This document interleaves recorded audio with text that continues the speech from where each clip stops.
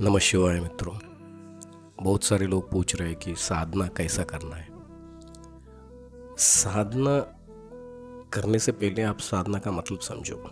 साधना का मतलब अपने आप को खोजना है, अपने आप को साधना है, मतलब अचीव करना है, अपने आप को साधना है। और ध्यान का मतलब होता है किसी भगवान का या किसी आपका इष्ट देवता का, या तो कोई गुरु दिया हुआ मंत्र को, या तो मृत्युंजय मंत्र को, या तो गायत्री मंत्र को। ऐसा आपका जो मन की इच्छा है, जो मंत्र है या भगवान है, उसको ध्यान करना, उसका नाम लेके ध्यान करना या उसका मंत्र लेके ध्यान करना। तो साधना में और ध्यान में बहुत ही गहरा है, इसके अंतर बहुत है। तो आपको क्या करना, साधना अगर आपको करना है, साधना में कुछ सीखना है, साधना में कुछ देखना है, साधना में अगर कुछ आपको देखना है या कुछ एक्सपीरियंस करना है, उसके लिए पहले आपको क्या करना पड़ेगा। आपका एक 3 नियम है, साधना का 3 नियम है। पहली जो है, आपका आसन ठीक करना पड़ेगा। आसन का मतलब होता है जो आपका सिटिंग पोजीशन, एक जो पोज है, आप कितनी लंबा देर तक बैठ सकते हैं एक पोजीशन में, वो आपको पहले ठीक करना पड़ेगा। वो कैसे ठीक कर सकते हैं आप, जैसे आप योगा करके या तो वर्कआउट करके। कभी ना कभी आप क्या करो, एक पोजीशन में बैठ के, जैसे लेग फोल्ड करके या तो चेयर के ऊपर बैठ के आप ट्राई करके देखो। लंबी देर तक बैठ नहीं पाएंगे आप, आपका कमर में दुखेंगे, आपका स्पाइन में दुखेंगे। कुछ दिनों के बाद आपका स्पाइन में थोड़ा सा प्रॉब्लम भी आएगा, या तो लेग्स पेन हो जाएंगे, आपका पैर दुखेंगे, आपका सर भी दुखेंगे, वो अलग बात है। तो पहले अपना आसन को ठीक करना है। आसन को जब ठीक करते हो ना, इसके बारे में और एक्सप्लेन करूँगा। जब वर्कआउट करते तो आपका आसन में इम्प्रूवमेंट कैसा आएंगे, धीरे धीरे बताऊँगा मैं आपकी इसी वीडियो। तो आसन हो गया। दूसरा जो है आपका श्वास, जो आपका सांस लेते हो ना, उन सांस को एक गतिविधि में लेके जाना पड़ेगा। गतिविधि मतलब एक प्रॉपर वे में लेके जाना पड़ेगा। जब आप सांस अंदर लेते हो या बाहर छोड़ते हुए, अनुलोम विनुलोम बोलते हैं ना, अनुलोम विलोम, तो वो जो श्वास और निश्वास जो है, अंदर लेने का और बाहर लेने का, उसका एक तरीका होता है। वो आप कैसा सीख सकते हैं, वो योग की क्रियाएं द्वारा, या तो श्वास की क्रियाएं बोलते हैं, योग क्रिया या क्रिया योग। इसमें आपको सिखाते हैं जैसे प्राणायाम, भस्त्रिका, कपालभाति, नाड़ी शुद्धि, नाड़ी शोधन जो होता है ना, कूर्म क्रिया, ये सब होते हैं आपका क्रिया योग। तो उस क्रिया में आपको सिखाया जाता है कि आपका सांस को कैसा कंट्रोल करें और एक गतिविधि में कैसा आप अंदर ले सकते हैं उसको। गतिविधि में आप सांस कैसे ले सकते हैं, वो आपको बताया जाता है। ये 2 हो गया, आपका आसन हो गया और सांस हो गया। तीसरी जो है, ये दोनों सिद्धि होने के बाद तीसरी वाला आता है।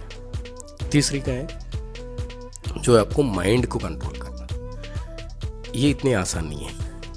आपको पहले 2 अचीव करने में ही, साधना करने में ही तुम्हारे को सालों लग जाएंगे। लोग बोलते हैं ना कि सोशल मीडिया में, ऑनलाइन में 30 मिनट में आपका तीसरी नेत्र एक्टिवेट कर लो, 30 मिनट में आपका चक्रास एक्टिवेट करो, 30 मिनट में आपका लॉ ऑफ अट्रैक्शन को पालो, आपको जितना पैसा चाहिए उतना पैसा कमा लो। मेरा फ्रेंड ने एक घंटे में 1 करोड़ कमाए। ये सब झूठ बोलते हैं, सब झूठ है। अगर ऐसा है तो ये सोचो कि जब त्रेता युग में, कृता युग में, द्वापर युग में जो ऋषि मुनि थे, वो कुछ हजारों साल साधना करते थे कुछ पाने के लिए। जैसे कि संकल्प सिद्धि है, वाक सिद्धि है, जो भगवान मतलब जो हनुमान जो है, श्री आंजनेय, उनकी जो अष्ट सिद्धियां हैं, तो वो पाने के लिए बहुत कुछ करना पड़ेगा। आपको सिद्ध बनना पड़ेगा। उसके लिए आपको इतनी कठिन तपस करना पड़ेगा, आपको अंदाज भी नहीं रहेगा कि क्या करना है। लेकिन वो कैसे करना है मैं आपको बताऊंगा। तो आपको ये हो गया, आपका आसन हो गया और आपका सांस हो गया। ये करते करते करते करते आप तीसरी वाला अचीव कर लेंगे, जो आपका मन को कंट्रोल करना। पहले तो आप जब साधना में बैठते हैं तो 5 मिनट बैठो, 10 मिनट बैठो, 2 घंटे में बैठो, लेकिन आपका दिमाग में ये सोच पैदा हो ही जाएंगे कि मेरा घर का क्या है, मेरा बच्चों का क्या है, मेरे बच्चों का एजुकेशन का क्या है, मेरे जॉब का क्या है, मेरा कमाई क्या है, मैं कितना कमा रहा हूँ, अभी आगे जाके मेरा ज़िंदगी क्या होगा, मेरा फ्यूचर क्या है, मेरे पास क्या गाड़ी है, मेरे पास कैसा घर है, ये सब आते रहेंगे। तुम्हारा गर्लफ्रेंड का, तुम्हारा बहुत इतनी तुम्हारा को याद आते रहेंगे। इसका पीछे एक रीज़न है। रीज़न ये है, जब एक इंसान, जब बच्चा माँ का गर्भ में पैदा होता है तो फर्स्ट 10 दिन में तो उसका एक छोटी सी बेर होता है ना, वो बेर के जितना बनता है। और उसके बाद क्या होता, उसका सर बनेगा। 6वें महीने में क्या होगा, उसके बाद उसका बाल, हाथ पैर वो सब बनते जाएंगे। लेकिन 6th मंथ में क्या होगा, उसके ऊपर माया झूल लेगा, उसके ऊपर माया घेर लेंगे।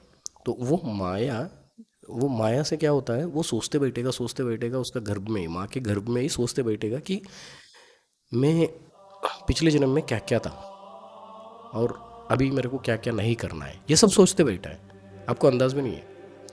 आप भी सोचे होंगे, आपके माँ के गर्भ में जब थे आप भी सोचे होंगे। लेकिन जैसे ही आप माँ के गर्भ से बाहर दुनिया में आते हैं तो फिर आपको माया फिर से घेर लेती है। ये दूसरी माया है।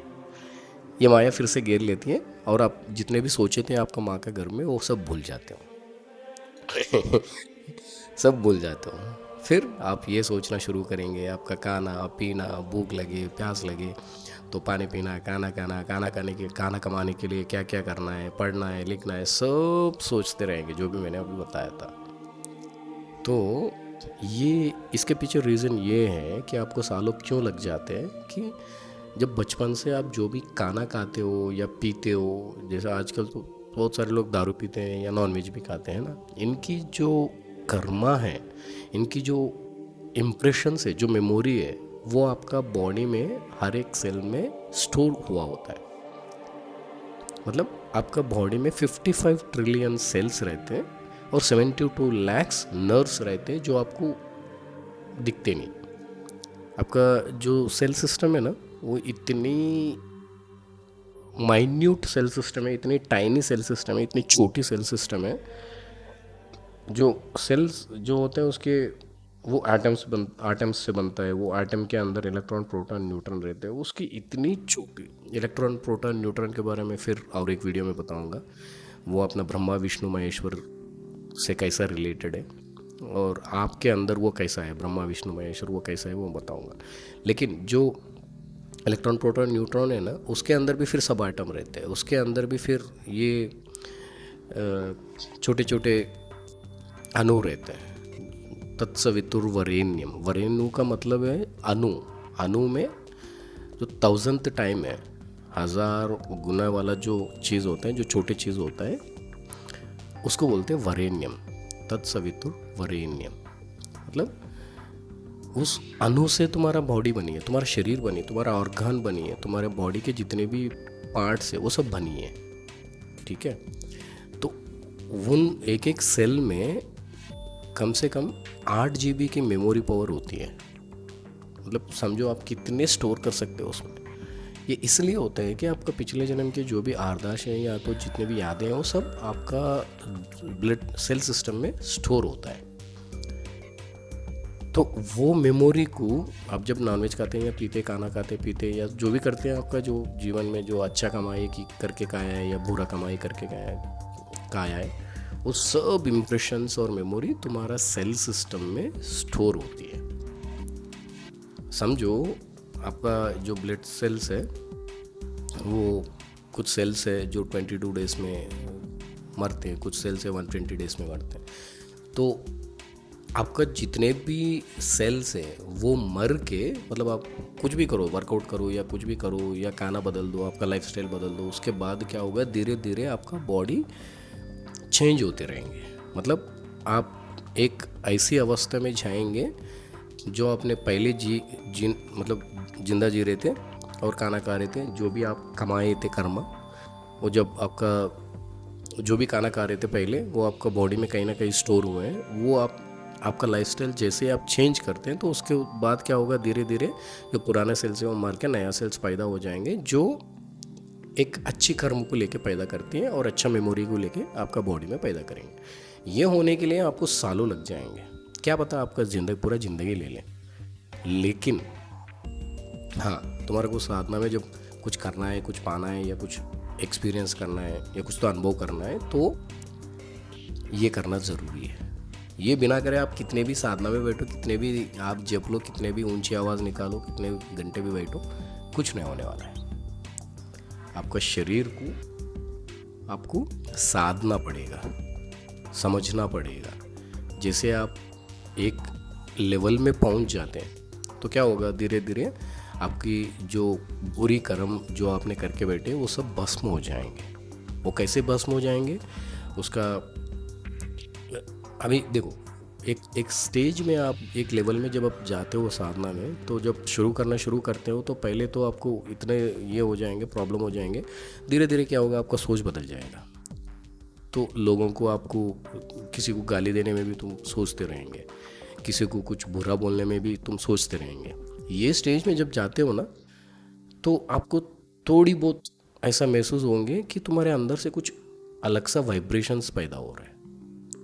जब ऐसे अच्छे वाइब्रेशंस जब पैदा होते हैं तो आपका साधना में वाइब्रेशंस आना शुरू हो जाएंगे, कंपन आना शुरू होंगे। उसके वजह से क्या होता है, आपको इंटरेस्ट आता है। जैसे दारू पीने से नशा चढ़ता है ना, एक एग्जैक्टली सेम ऐसे ही कुछ नशा चढ़ जाता है आपके ऊपर। वो उसके लिए छोटे से अनुभव बस है। ऐसा नहीं है कि आप 10 साल में या 20 साल में या पूरी जन्म में आप साधना कर लिया है और आपने अचीव कर लिया है, ऐसा नहीं होता है। इसका एक प्रोसेस होता है। जैसे आप ये छोटी ये कंपन को अनुभव करेंगे, समझ लेना, उसके बाद आप छोड़ नहीं सकते उसको। आप अगर आप चाहे तो भी नहीं छोड़ सकते, मुश्किल है। वो आपको बैठने नहीं देती है। वो माया जो है, वो साधना का जो वाइब्रेशंस जो है, माँ भगवती तुम्हें बैठने नहीं देती है। इतनी गहरा होता है उसमें। आप जैसे ही आप लैपटॉप के सामने बैठेंगे या काम करने के लिए बैठेंगे, तुम ऐसा आंख बंद करके या किसी से बात नहीं करते हुए या कुछ काम नहीं करते हुए 2 मिनट के लिए आप बैठ जाओगे ना, 1 मिनट के लिए, तो आप उड़ने लग जाते हैं। तुम्हारा बॉडी में से वाइब्रेशंस निकलते जाएंगे, तुम्हारा शरीर में से वाइब्रेशंस निकलते जाएंगे, अपने आप आंखें बंद होते जाएंगे। वो स्टेज में पहुंच जाते। उसके बाद तुम चाहे तो भी नहीं रोक सकते उसको। उसके लिए कुछ साल लगते हैं, 10 साल लगते हैं, 20 साल लगते हैं, बहुत टाइम लगता है उसको। इसलिए उन लोगों के चक्कर में मत पड़ो जो किसी ने बताते हैं तुम्हारा 30 मिनट में थर्ड आई ओपन कर लो, तीसरी आंख ओपन कर लो। पता है आपका पीनियल ग्लैंड कितना रहता है? जो राइस की दाने हैं, जितनी छोटी रहते हैं उतनी छोटी तुम्हारा पीनियल ग्लैंड होती है। और उसमें इतनी सारी तुम्हारा थर्ड आई का मतलब वही है। तुम्हारे पिछले जन्म का, अगले जन्म का सब देख सकते हैं, या किसी का जीवन का आगे क्या होने वाला है वो भी देख सकते हैं आप तो सिद्ध बन जाओगे। आप एकदम शिव परमात्मा बन जाएंगे, भगवान नारायण बन जाएंगे आप। इतनी पावर रहता है उस राइस के दाने में। उसके नीचे क्या होता है, पूरे उस लेवल तक पहुंच जाने में वो कहाँ रहता है? पीनियल ग्लैंड आपका कान के ऊपर जो होता है ना, वहाँ से एक कान के थोड़े ऊपर और थोड़ा सा राइट साइड, वहाँ पे एक लकड़ी लगाना, और तुम्हारा फोरहेड में एक लकड़ी लगाना। वो दोनों जाके जो बीच में इंटरसेक्शन होता है ना, जहाँ पे मिलता है ना, जॉइंट होता है ना तुम्हारे सर के बीच में, वहाँ होता है तुम्हारा पीनियल ग्लैंड। और तुम्हारा राइट साइड के कान के ऊपर पिट्यूटरी ग्लैंड होता है। पहले तुम्हारा चक्रास एक्टिवेट होना है, उसके बाद नाडीज एक्टिवेट होना है, उसके बाद पांचों शरीर एक्टिवेट होना है, उसके बाद तुम उस अवस्था में पहुंचते हैं। उस अवस्था में पहुंचने के लिए आपको क्या क्या करना पड़ता है ये भगवान जाने भाई। ये मत सोच के किसी के पास मत जाओ कि मेरे को कुछ देखना है, मेरे को कुछ करना है, मेरे को कुछ ये करना है। बहुत फ्रस्ट्रेशन आएंगे तुम्हारे को, करते करते इतने फ्रस्ट्रेशन आएंगे, यार क्यों करना है मेरे को। लेकिन अगर आप उस चीज़ को, जैसे फ्रस्ट्रेशन आते हैं उसके बाद भी अगर तब नहीं छोड़ते तो हम ऐसे ही जो भी फ्रस्ट्रेशन तो भी बैठ जाते हैं, तब जाके उस अवस्था में पहुंच जाएंगे तुम। हाँ, उस अवस्था में पहुंचने के लिए तुम्हारे को एक गुरु की भी ज़रूरत होती है। गुरु का मतलब ऐसा वैसा गुरु नहीं है, जो सिद्ध होना चाहिए, जो महासिद्ध होना चाहिए, जो भगवान शिव की जो अष्ट सिद्धि है, भगवान हनुमान की जो अष्ट सिद्धि है, माँ महालक्ष्मी की जो सिद्धियाँ हैं, वो जिसके पास है वैसा वाला गुरु चाहिए। आपको पूरी भारत में ना गिन चुने गुरु मिलेंगे, ऐसे गुरु। अगर आपका जीवन में गुरु हैं तो समझ जाओ आप बहुत ही किस्मत वाले हैं, आपके पिछले जन्म में बहुत कुछ अच्छा ही किया है आपने, इसलिए इसी जन्म में आपको आपका गुरु मिला है। या तो क्या होगा, भगवान तुम्हारे को बहुत ही कष्टों में ढकल देंगे, इतनी कष्टों में ढकल देंगे आपका जिंदगी जीना मुश्किल हो जाएंगे। वो आपको कष्टों में इसीलिए ढकलता है क्योंकि जो आगे होने वाला है उसमें से बाहर निकालना चाहता है आपको, उसको याद करे और उसके साथ मिले तुम्हारा ज़िंदगी को बदलने के लिए। जैसे हम कष्ट में चले जाते हैं तो जो भी प्रॉब्लम आते हैं तो हम क्या करते हैं, एकदम भयानक हो जाते हैं, एकदम भयानक हो जाते हैं और भयभीत हो जाते हैं, ये करना है वो करना है, रोने पड़ जाते हैं, किसी को बोल देते, उसको बोलते हैं, इसको बोलते हैं। लेकिन एक मिनट के लिए बैठ के सोचो, उस प्रॉब्लम जो हुआ है उसके पीछे रीज़न कहीं ना कहीं वो तुम ही हो, दूसरा कोई और नहीं है। दूसरों के ऊपर इल्ज़ाम कभी नहीं डालना है, उसका रीज़न सिर्फ तुम ही हो। तुम्हारे जीवन में जो कुछ भी होता है ना, अच्छा या बुरा, उसका रीज़न तुम ही हो। चाहिए तो बैठ के आप मनन कर लेना, वो आपको याद आ जाएंगे। तो आपका शुद्धि इतना होना चाहिए, इतना होना चाहिए, आपका हर एक सेल नया पैदा होना चाहिए, आपका हर एक नर्व शुद्धि होना चाहिए, इसलिए बोलते हैं नाड़ी शुद्धि और अंतर शुद्धि। इन शुद्धियों को करने के बाद तुम्हें धीरे धीरे साधना में कुछ एक्सपीरियंस करने के लिए मिलेंगे। ये किसके लिए?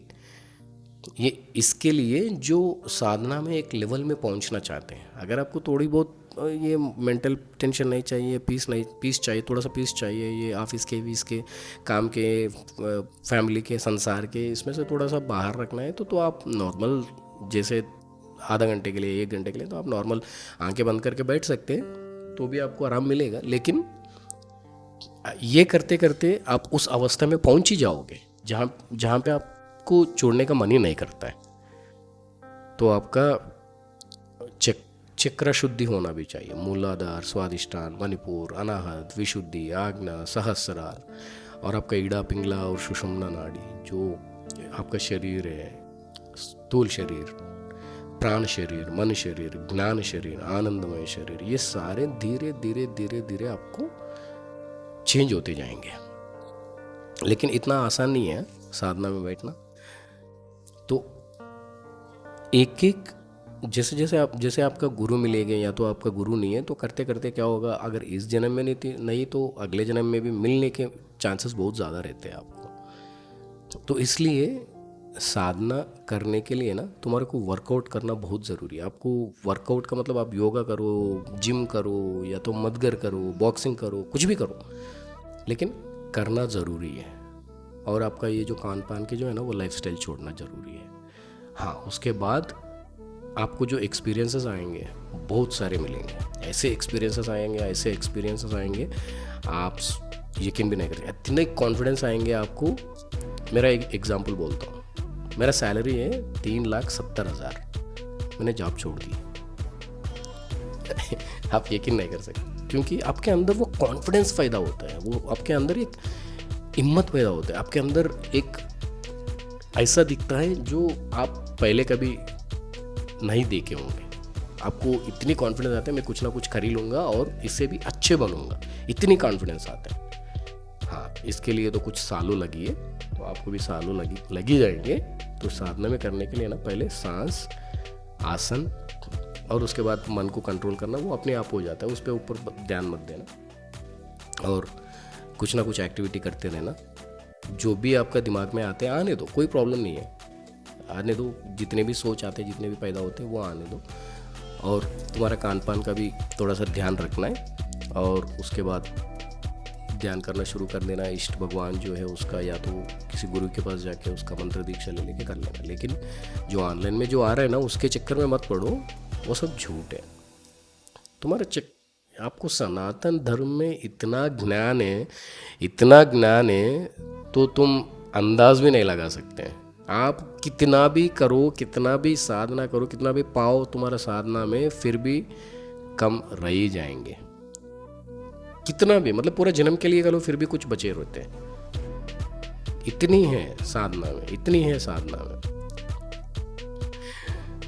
तो लोग बोलते हैं ना, मैं कुछ कर सकता हूँ, मैं कुछ बना सकता हूँ, मैं कुछ चेंज कर सकता हूँ, मैं किसी को जिंदा ला सकता हूँ। वो सब पॉसिबल है, लेकिन वो तभी पॉसिबल है। देखो गुरु का शक्ति कैसे मिलती है, 3 चीज़ें रहते हैं, 3 नियम रहते हैं। 3 प्रकार से गुरु आपको दीक्षा देता है। एक होता है स्पर्श दीक्षा, और एक होता है वाणी की दीक्षा, जो मंत्रोपदेश करते हैं, आपके कान में कुछ बोलते हैं तो उसके बाद आपको जप करना पड़ेगा। फर्स्ट वाला जो है, पहले वाला जो आपका सर में हाथ लगाते हैं और आपको तुरंत ट्रांसफ़र कर देता है, उसका नॉलेज जो है तुरंत ट्रांसफ़र कर देता है, वो स्पर्श दीक्षा। तीसरी जो है मूर्ति लगा के, या तो गुरु को याद करके उसका मूर्ति लगा के या उसका फोटो लगा के आप कहीं भी रहो, आप कर सकते हैं। वो हवा में देता है, जैसे आपको वाइब्रेशंस छोड़ते रहते हो, आपको मेरे को ये चाहिए, मेरे को वो चाहिए, मेरे को आपसे मिलना है, मेरे को आपसे जोड़ना है, मेरे को आपको देखना है, तो वो धीरे धीरे वो वाइब्रेशंस उनके तक पहुंच जाएंगे और किसी न किसी तरह वो आपको मैसेज भेज देंगे, जैसे सोशल मीडिया के द्वारा, या तो किसी दोस्त के द्वारा, फैमिली के द्वारा, या तो आपका ज़िंदगी में जो कष्ट आते हैं उसी के द्वारा। तो कहीं ना कहीं तुम्हारे को वो मिल ही जाता है। तो इन 3 प्रकार से आपको दीक्षा मिलते हैं। तो हार कभी नहीं मानना, हिम्मत कभी नहीं छोड़ना, प्रैक्टिस करते रहो, आपको कहीं ना कहीं भगवान मिल ही जाएगा, गुरु मिल ही जाएगा। उसके बाद तुम्हारा जीवन को कोई नहीं रोक सकता है। इतनी मिरेकल्स होंगे तुम्हारे जीवन में, कोई नहीं रोक सकता है तुम्हारा को। एक बार तुम्हें गुरु मिल गया तो समझ लेना तुम्हारे जीवन में सब कुछ आ गया। अखंड मंडलाकारं व्याप्तं येन चराचरं तत्पदं दर्शितं येन तस्मै श्री गुरवे नमः। ये अखंड भारत, अखंड विश्व जो है उसमें हर चीज़ में रहते, तीनों लोक में, 7 लोक में, हर लोक में वो मतलब 14 लोक जो हैं ऊपर के साथ और नीचे के साथ, उन सब में आपका गुरु विराजमान है। उसका सिद्धि को आपको देखने के लिए आपको इस जन्म बस नहीं होंगे। तो इसलिए साधना शुरू करो, 5 मिनट हो या 10 मिनट हो या 15 मिनट हो या 20 मिनट हो, शुरू करो। उसके बाद धीरे धीरे आपको कहीं ना कहीं कुछ ना कुछ मिलते ही रहेंगे। ठीक है, तो ये साधना करने का वीडियो। अगर साधना के अंदर जो चक्रास में क्या होता है, कौन सा भगवान होते हैं, जो आपका नाड़ी का सीक्रेट्स क्या है, आपका शरीर का सीक्रेट्स क्या है, आपका एक्सपीरियंस क्या रहेगा, आपका अनुभव क्या रहेगा साधना करते करते, अगर ये सब जानना है तो स्टे ट्यून। मैं आपको और बहुत कुछ बताने वाला हूँ इस वीडियो में, इस चैनल के माध्यम से। तो जुड़े रहना इस चैनल से, आपको बहुत सारे इन्फॉर्मेशन मिलने वाला।